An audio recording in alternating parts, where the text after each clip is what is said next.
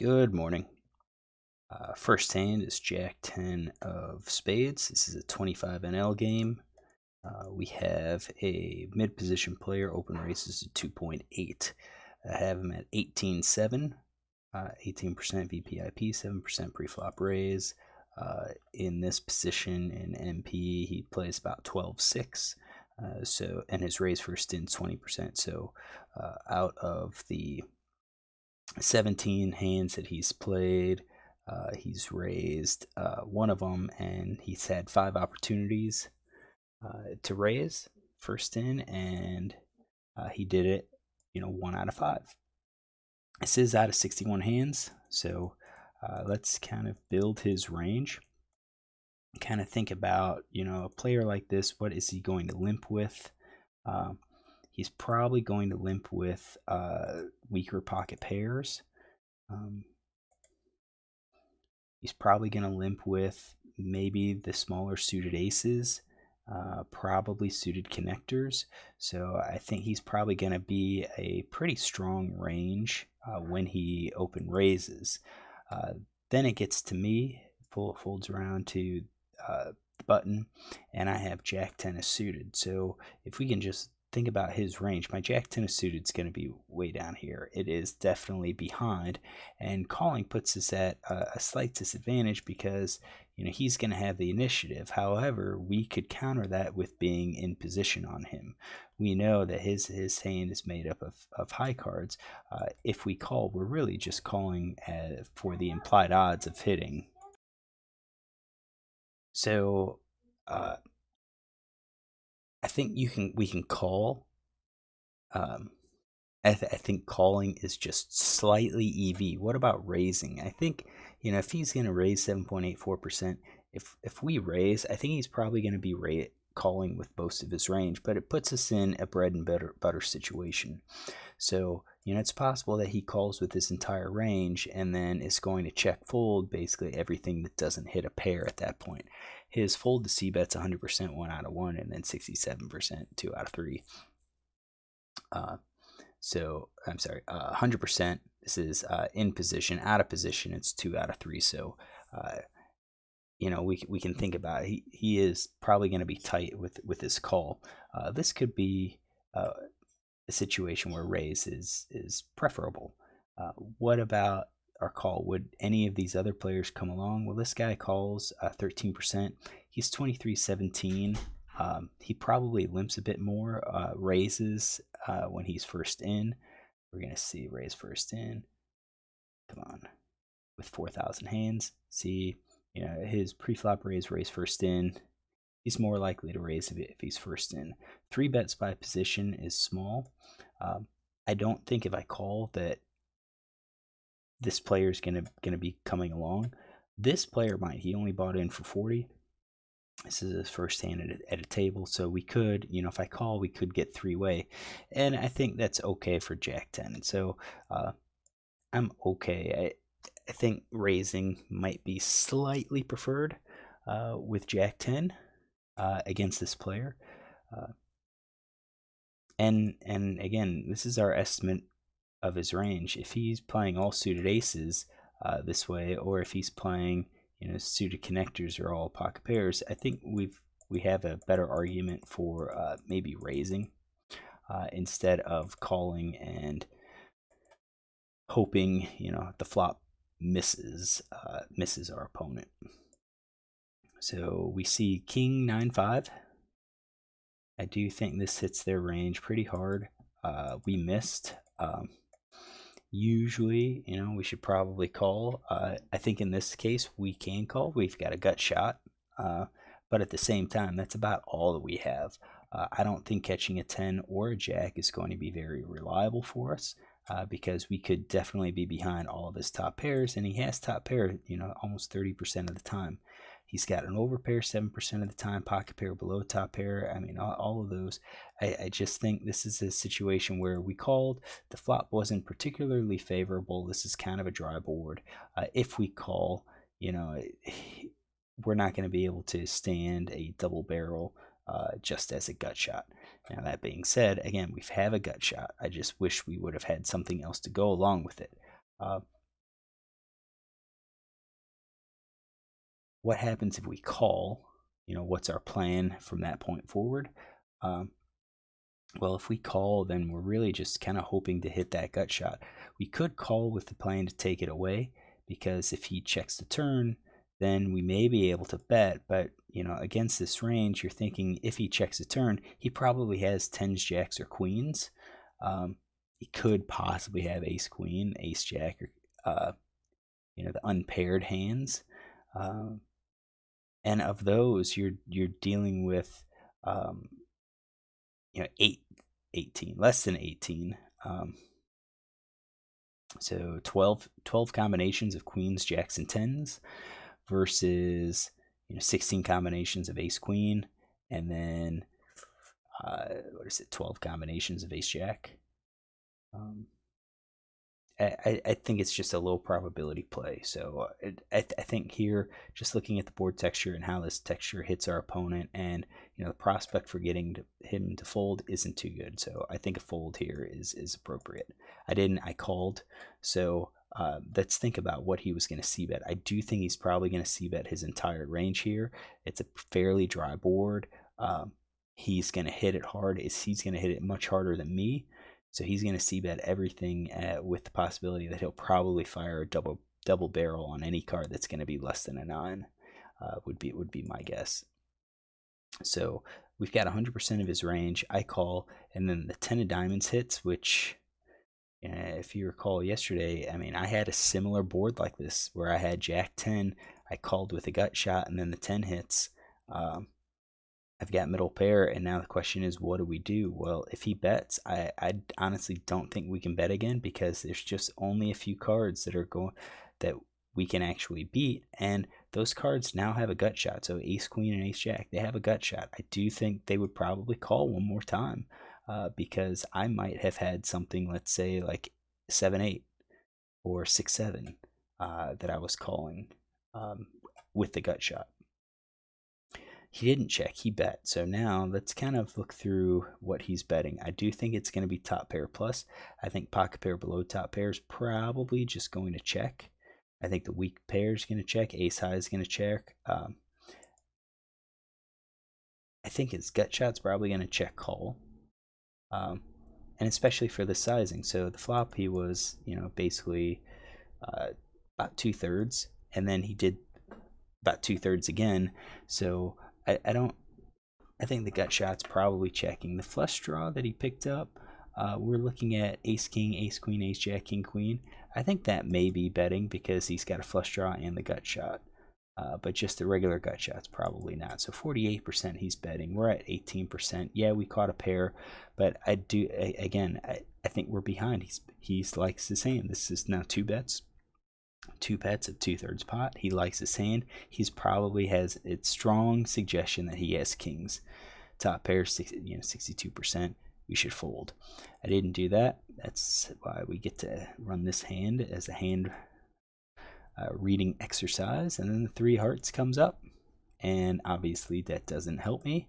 And now he checks, and the question is, should we check or bet? He's got ace high. We beat basically 5% of his hands. That's about the only way we can win, is to get him to fold. I don't think he's going to fold any of his top pair hands. I don't think he's folding over pair, 2 pair, or anything. I think we just check behind and take a free showdown, and he shows aces, the over pair. So not surprised by this at all that we are behind. Was that in his range? Yep, it was. Does it improve our adjustment of his range? Nope, because it's right at the top of his range. So, all right, so this is hand number 1. Let's close out and look at hand number 2. Hand number 2 is ace queen offsuit. So we have an technically a middle position player open raise at 3.5. So this is a 10 NL game. This is a full ring game. However, we are at 7-handed right now. So technically middle position player raise 3.5. That's kind of an interesting bet. You don't normally see 3.5 raise. He could be raising a little bit larger to discourage callers. So it may be more likely that he has more of these middle hands and not like aces or kings. I've got 33 hands on him right now. He's played 55% of his hands. He's raised 15% of the time. Pre-flop or his 3-bets, 1 out of 15. His fold to 2-bets, 46%. So it seems like he's going to come in for a raise some of the time, but then limp, a large chunk of the time later. So we can see 63. Again, small numbers, small sample sizes that are going to skew our actual percentages. His pre-flop raise, though, is probably at like the 15% overall range. So let's get something 15%. Player like this might not have these middle suited aces.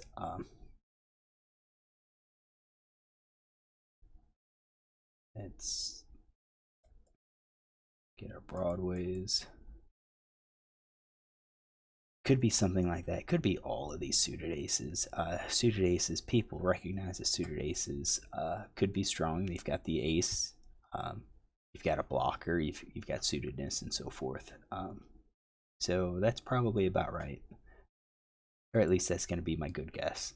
Now, it folds to us, and we have ace queen offsuit. So you can see that ace queen offsuit is closer to the top of his range. And I think we should definitely play this. And the question is, should we play it as a call or should we play it as a raise? So first thing we should probably do is consider, what hands he can do it with, and we have, and I think ace queen's probably at the top of his range. His fold to 3-bet is, he hasn't faced it yet. We don't have enough hands. And then we look at the players behind us, and unfortunately we don't have a whole lot of hands on either of those players. So ace queen would much rather play heads up pot. We don't know if these two players are going to come in behind us. 31-25 out of 16 hands, maybe. He has a discount. However, 3.5 big bets is bigger than a 2.8 or even a 3 big blind call. He's looking to be more of a looser player, maybe an aggressive player. This guy's more of a tight player. At least that's what it's looking like. I think a call is going to be plus EV. We're going to have position. We're probably near the top of his range, definitely 53%. What about a raise? I think a raise is going to pick up the pot. It's going to constrict his hand, his range, to be much tighter. I think it's a toss-up. I think we can handle going 3-way with a hand this strong.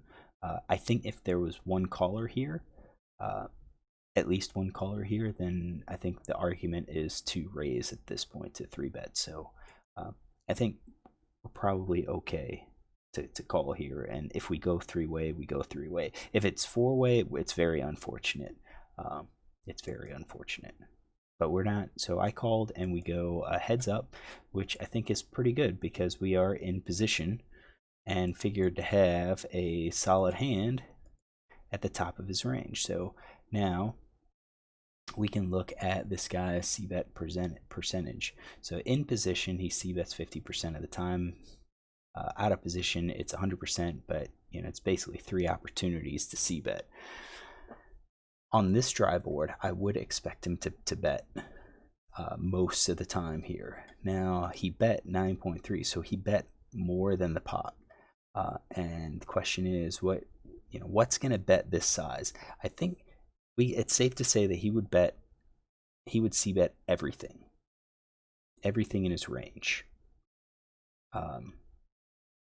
But not everything's going to be this large. So I think with this large, we're going to have probably the overpairs.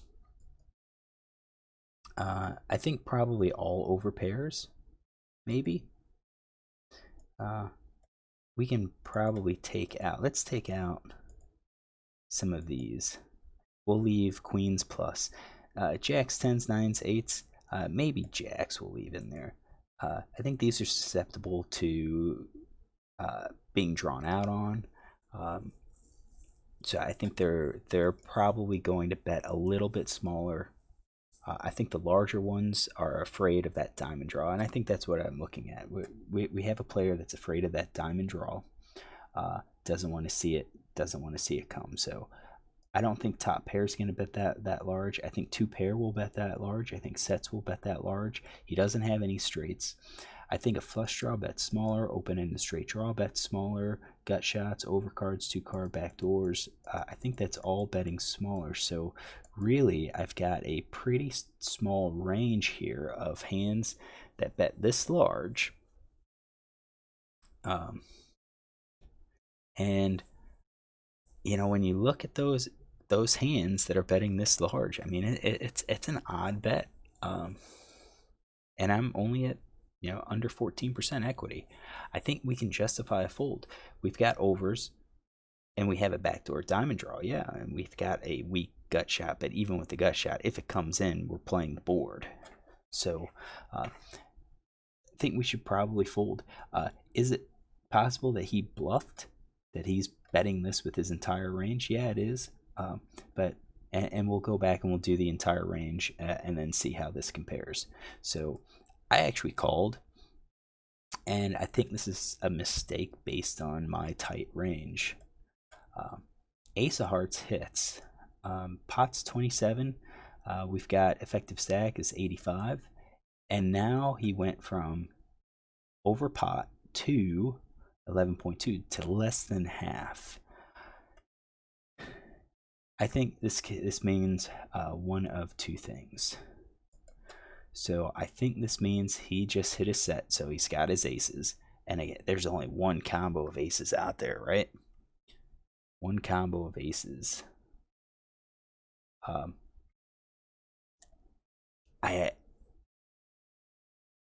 I'm not sure if all sets are going to do that. If 5, 6, 2s, maybe. We could leave them in. Yeah, we probably should. Two pair, probably. So again, we dodged a hand. Now, you know, with the sets he may be looking at. If I'm gonna call, I'm gonna call anyways. Let's encourage me to call one more bet. Possibly. But I mean, that just doesn't, again, that just doesn't really sit well with me. So I almost think like we're gonna have to take these out, and just leave in aces. Two pair. I don't know. I do think the turn flush draw is probably gonna bet that much. So two pair with flush draw, hoping to build a bigger pot. Pocket pair below top pair, definitely. I think we're gonna leave that in there.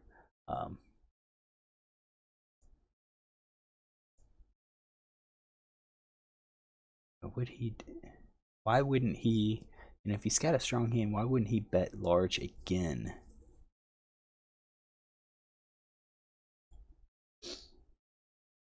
Maybe we'll set everything up to say, okay, well, that was his plan. He took a stab to try to get me to fold. Now he's being cautious because he's afraid he'll get drawn out on. And it just, he's able to bet larger because it was a smaller bet.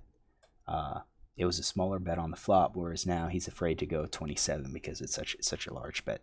Some players have that fear. I think we're gonna go with this and say he's going. Basically, it's top of his range. He's bets again. We're now 53% against all of that.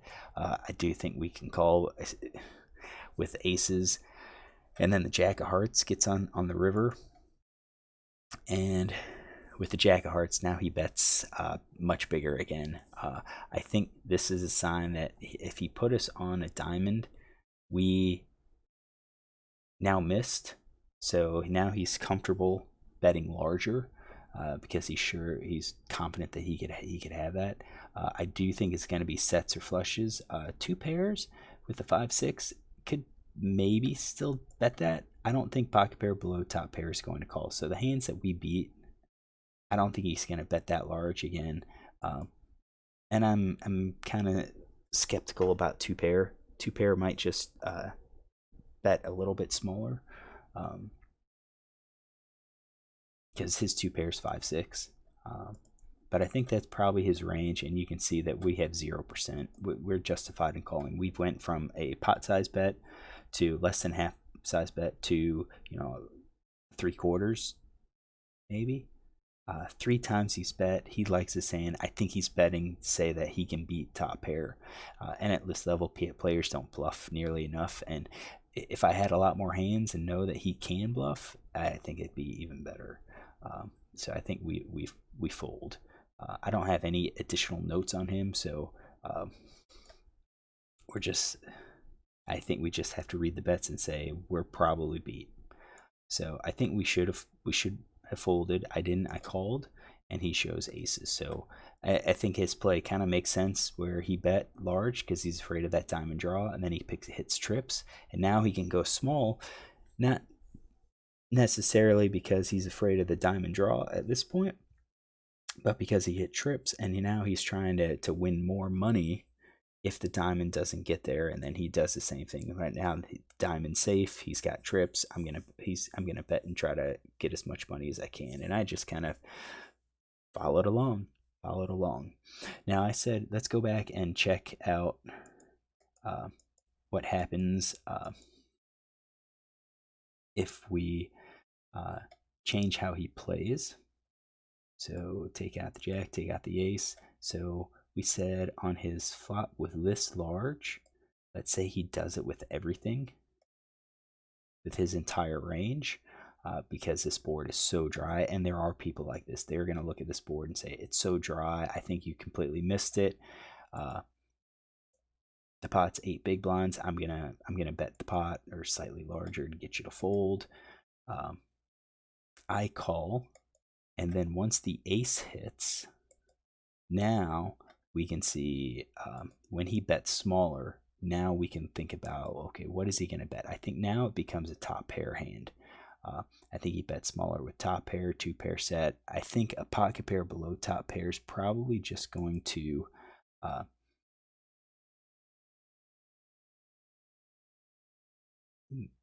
we're going to change this to, let's say, 75% chance that he's going to bet. But the middle pair, weak pair, probably will just check behind. Flush draw, probably will bet small. And we'll have all flush draws in there.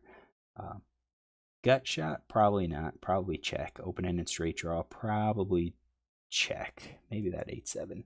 So a player like this now, I think that's his bet.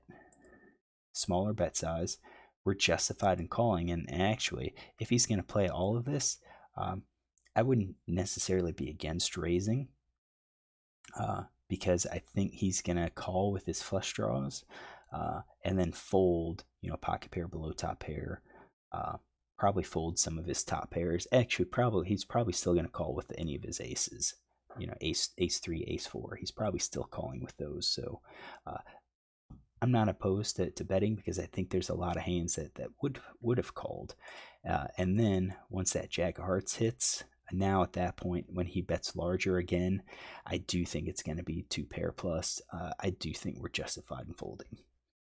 All right, so those are 2 hands. Hopefully you enjoyed them. Look tomorrow for a few more hands.